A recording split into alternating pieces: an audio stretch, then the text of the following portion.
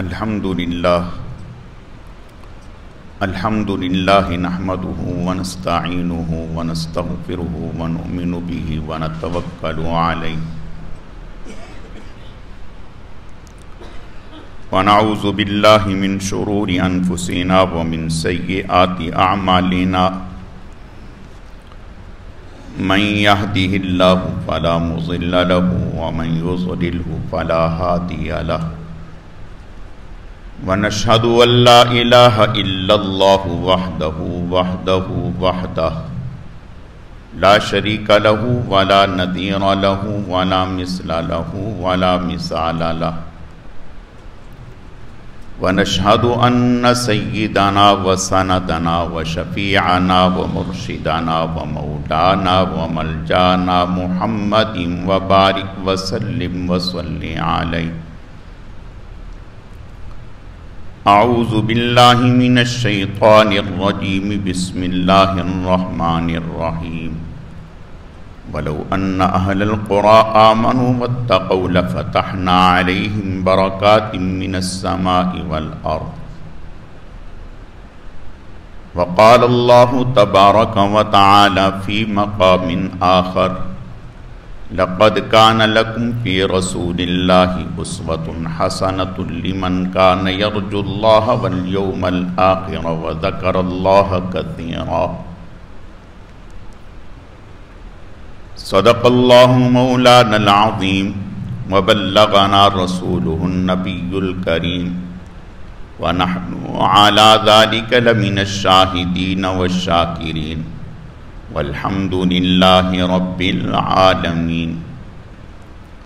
اللہم صل علی روضۃ محمد فی الریاض وصل علی بلد محمد فی البلاد وصل علی قبر محمد فی القبور وصل علی جسد محمد فی الاجساد وصل علی روح محمد فی الارواح. گرامی قدر معزز حاضرین، میرے واجب الاحترام بزرگوں اور عزیز نوجوان ساتھیوں، میں نے آپ کے سامنے قرآن مجید فرقان حمید میں سے 2 مقامات سے 2 آیت کریمہ تلاوت کی ہیں.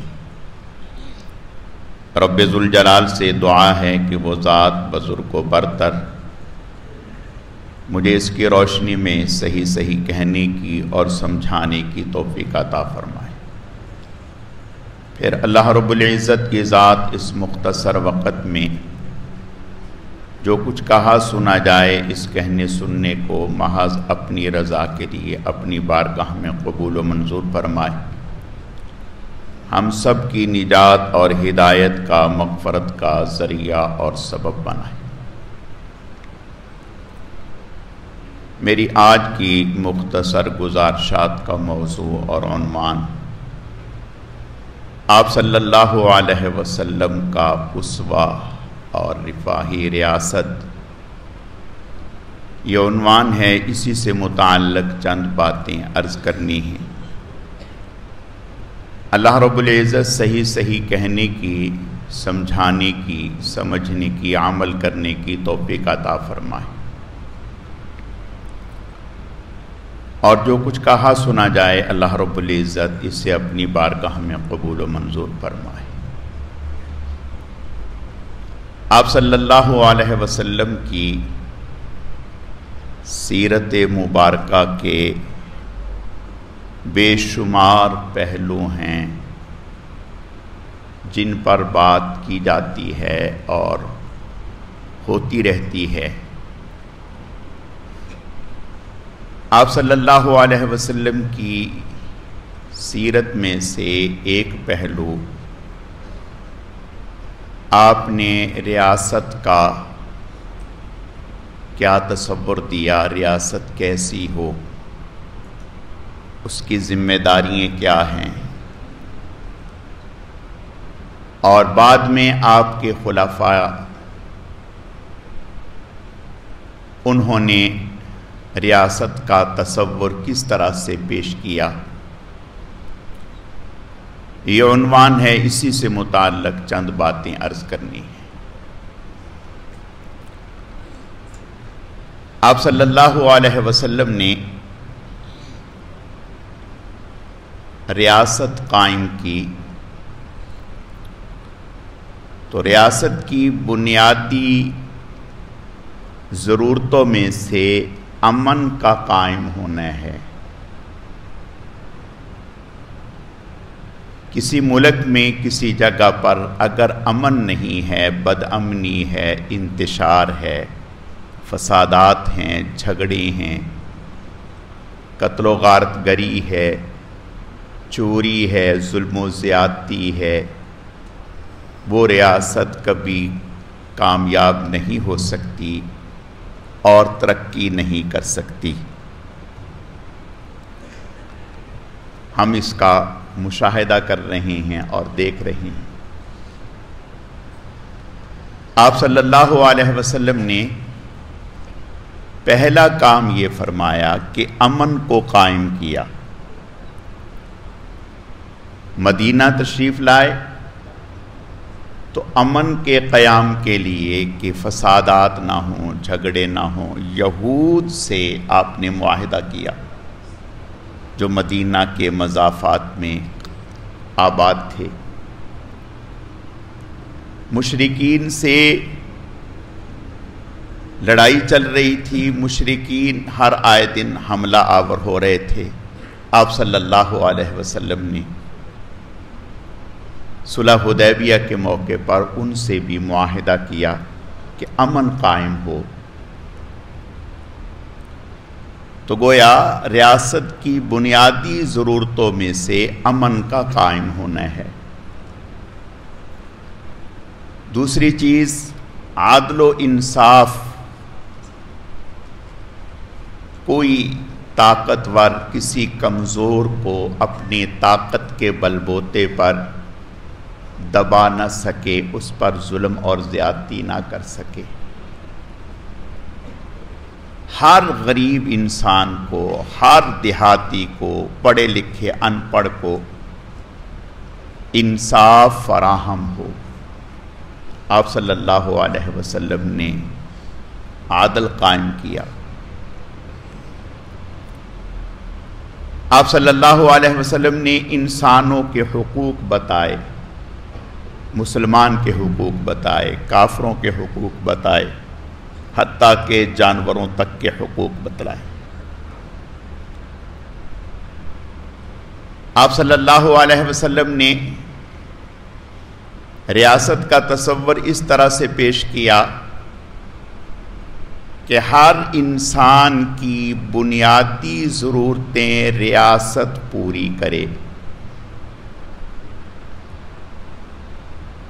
آپ صلی اللہ علیہ وسلم نے اس کا تصور پیش کیا۔ بخاری شریف کی روایت ہے، حضرت عقبہ بن عامر رضی اللہ تعالیٰ، بقرعید آنے والی تھی، 3-4 دن رہ گئے۔ آپ صلی اللہ علیہ وسلم نے انہیں بلایا اور بلا کر کے بکریوں کا ایک بڑا ریوڑ ان کے حوالے کیا۔ فرمایا دیکھو مدینہ میں بقرعید آ رہی ہے، جن کے ہاں جانور نہ ہو قربانی کرنے کے لیے انہیں یہ تقسیم کر دو۔ قربانی ہمارا مسئلہ ہے، ہم نے کرنی ہے، لیکن قربان جائیں جناب رسول اللہ صلی اللہ علیہ وسلم پر۔ آپ مسلمان کی ضرورت کو بیت المال سے پوری کر رہے ہیں۔ مسلمان بھی سمجھتے تھے، اور آپ صلی اللہ علیہ وسلم شروع میں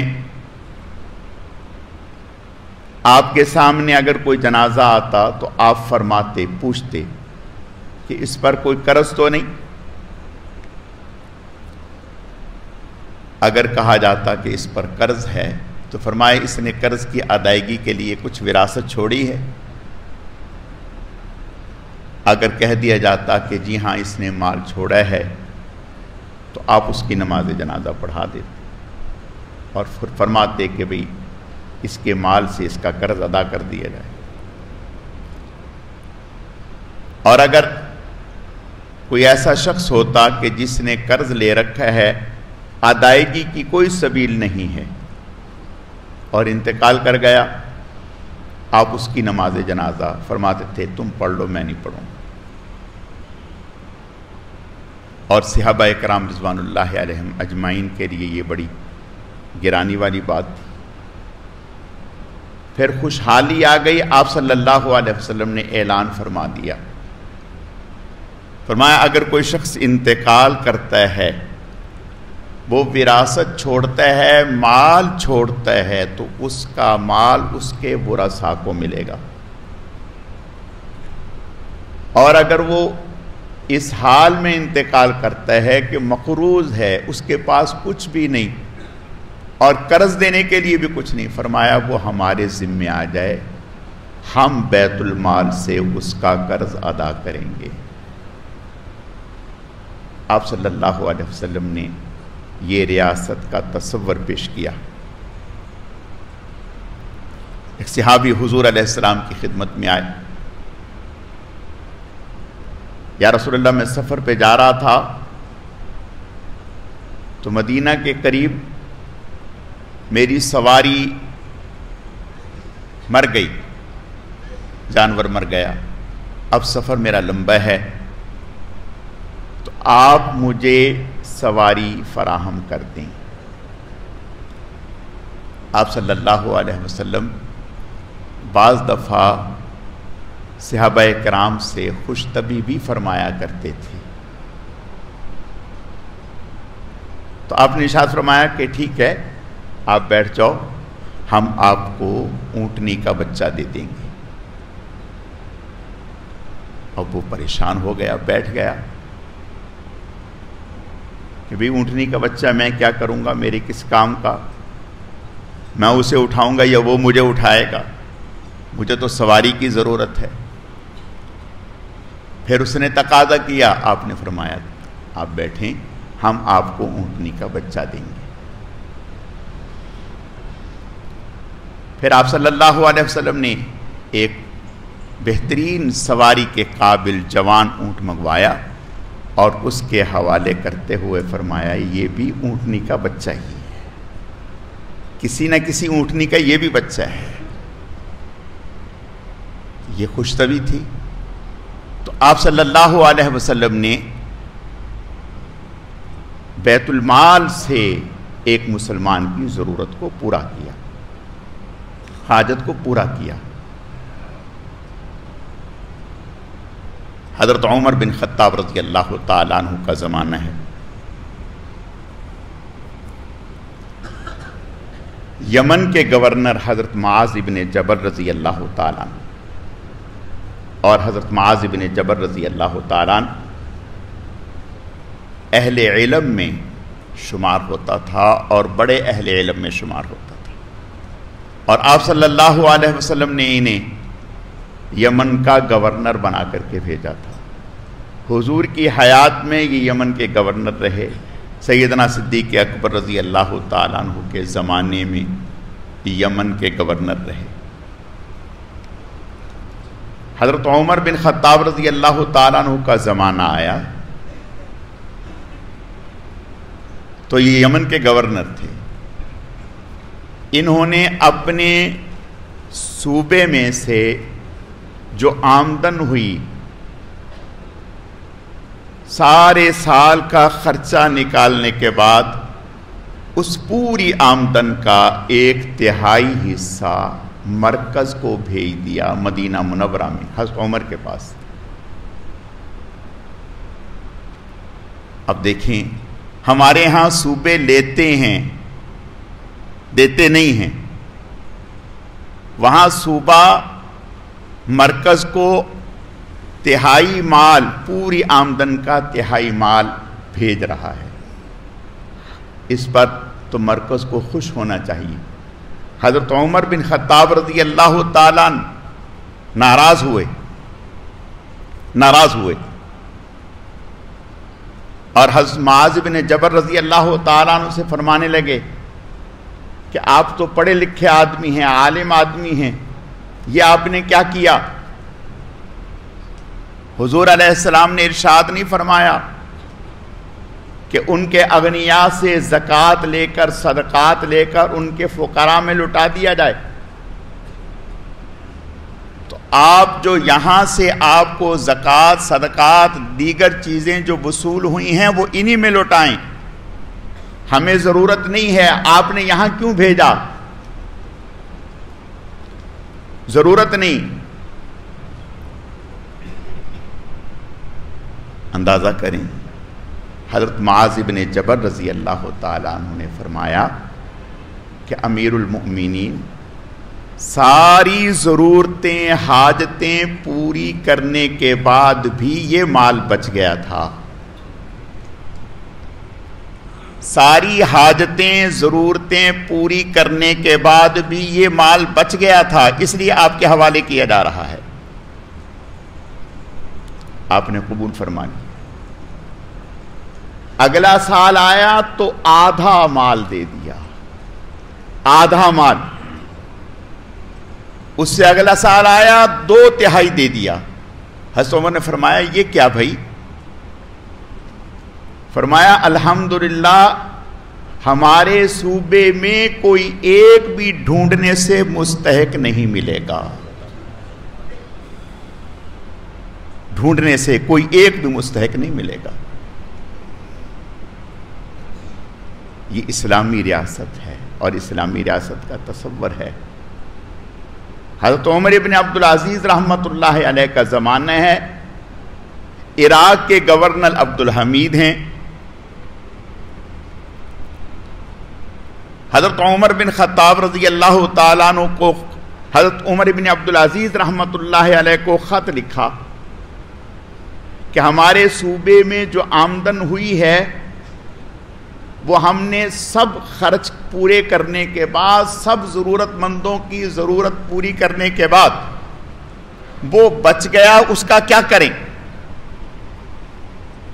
اس کا کیا کریں؟ ہم آپ کے حوالے کر دیں، مرکز کو دے دیں؟ اللہ اکبر۔ حضرت عمر ابن عبدالعزیز رحمۃ اللہ علیہ نے جواب دیا، خط کا جواب دیا، فرمایا کہ نہیں، وہ مرکز کو نہ بھیجیں۔ کہا پھر ہم کیا کریں؟ کہا ایسا کریں، اپنے صوبے میں اعلان کروا دیں، پورے صوبے میں یہ اعلان کروا دیں اگر کوئی ایسا حاجت مند ہے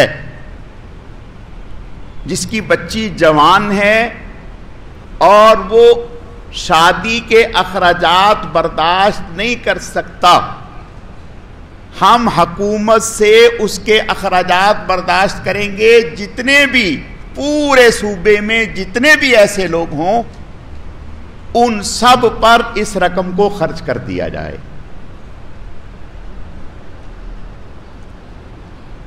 ان کا جواب آ گیا، انہوں نے کہا حضرت ہم نے ایسا کر لیا، ہم نے ایسا کر دیا، یعنی یہ اعلان ہو گیا۔ اعلان ہونے کے بعد بھی جو ضرورت مند تھے، حاجت مند تھے، ان کو دینے کے بعد بھی رقم ہمارے پاس ہے، اس کا کیا کریں؟ حضرت نے فرمایا یہاں نہ بھیجیں، پھر کیا کریں؟ فرمایا اعلان کرا دیں۔ کیا اعلان کرائیں؟ فرمایا اعلان یہ کرا دیں پورے صوبے میں کسی بھی انسان نے کسی کا قرض دینا ہو اور قرض دینے کے لیے اس کے پاس پیسے نہ ہو، وہ ہمارے پاس آ جائے۔ دیانتداری سے بتلاؤ، آج قرض نہ بھی دینا ہو تو بھی بیگم کو کہتا ہے کہ آپ کا مہر تو میں نے نہیں دیا نا، بس میں مقروض ہوں آپ کا، اور حکومت کے پاس پہنچ گئے ہم تو مقروض ہیں اتنے لاکھ روپے کے، تو لہٰذا آپ ہمیں دے دیں۔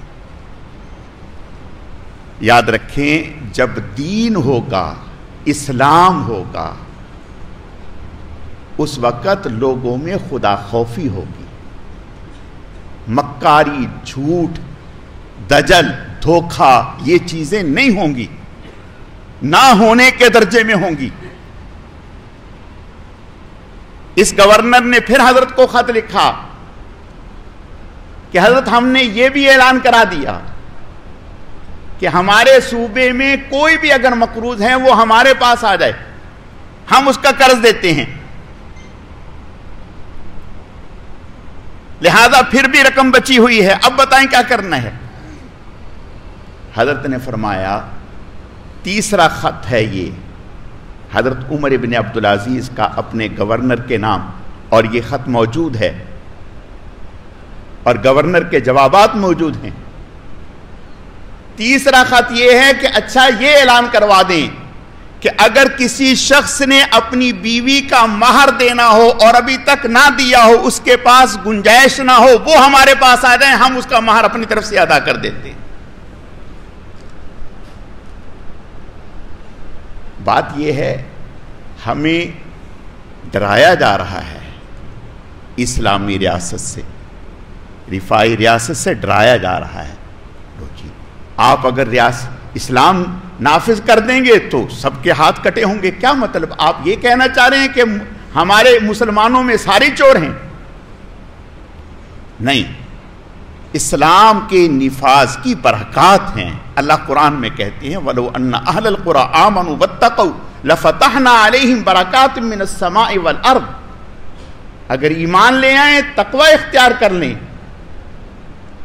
اور اسلام کو بطور قانون اور آئین کے نافذ کر لیں تو زمین و آسمان کے برکتوں کے دروازے کھول دیں گے۔ اب گورنر کا کیا جواب آیا؟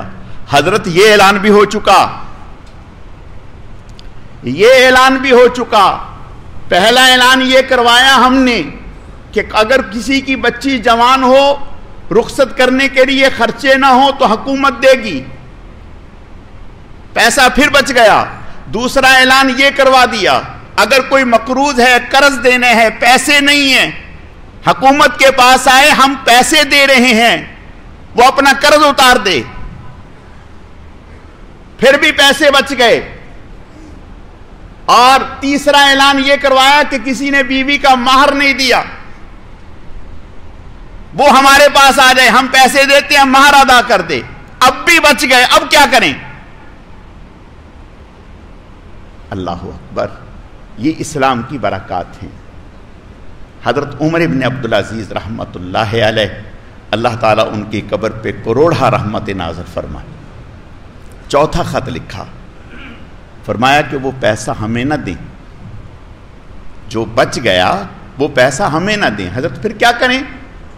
فرمایا آپ کے صوبے میں ایسی جتنی بھی زمینیں ہیں جو بنجر پڑی ہیں، کاشت ہونے کے قابل ہیں اور کاشت نہیں ہو رہی، آپ ان زمینوں کو لوگوں کو الاٹ کریں اور یہ پیسہ لوگوں کو ان کو آباد کرنے کے لیے دیں کہ لوگ اس پیسے سے ان زمینوں کو آباد کریں تاکہ ملک کی آمدنی بڑھے، ملک کے وسائل بڑھیں۔ یہ اسلامی ریاست کا تصور ہے۔ آپ نکل جائیں ملک میں، سندھ میں جو شروع ہوں گے، آپ کراچی سے لے کر باہر نکلیں، لاکھوں ہزاروں ایکڑ زمین بنجر پڑی ہے، بڑے بڑے جاگیردار مالک ہیں اور مزے کر رہے ہیں۔ اگر اس زمین کو آباد کیا جائے اور اس کے لیے محنت کی جائے تو ہمارا ملک کہاں سے کہاں پہنچ سکتا ہے، لیکن کرے کون؟ اسلام کے راستے میں رکاوٹ بھی یہی لوگ ہیں۔ حضرت عمر بن خطاب رضی اللہ تعالیٰ چکر کاٹ رہے ہیں راستہ، گھر سے بچے کے رونے کی آواز، گزر گئے، کبھی رو رہا ہوگا، پھر گزرے، پھر رونے کی آواز آ گئی، پھر گزرے، پھر رونے کی آواز آئی، تو محسوس کیا کہ شاید بچہ بیمار ہے یا تکلیف میں ہے۔ امیر المؤمنین ہے، خلیفۃ المسلمین ہے، دروازے پر دستک دی، گھر سے ایک صاحب نکلے، فرمایا کہ خیر ہے، آپ کا بچہ رو رہا ہے، کافی دیر سے رو رہا ہے۔ کہا کہ اس کی والدہ اس کو دور چھڑوانے کی کوشش کر رہی ہے، تو یہ رو رہا ہے، دودھ کا تقاضا کر رہا ہے۔ کہا اچھا کیوں؟ دودھ کیوں چھڑوایا جا رہا ہے؟ اگر اس کی ابھی چھوٹا ہے تو دودھ۔ کہا کہ اصل بات یہ ہے کہ امیر المومنین نے یہ حکم دیا ہے کہ جب تک بچہ دودھ پیتا رہے گا اسے وظیفہ نہیں ملے گا، دودھ جب چھوڑ دے گا تو اب اس بچے کا وظیفہ مسلمانوں کے بیت المال سے جاری ہوگا۔ تو اس چکر میں اس کی والدہ وقت سے پہلے اس کا دودھ چھڑوانا چاہتی ہے تاکہ اس کا وظیفہ جاری ہو جائے۔ حضرت عمر بن خطاب رضی اللہ تعالیٰ نے رو پڑے اور فرمایا کہ اچھا تم کل ہمارے پاس آنا۔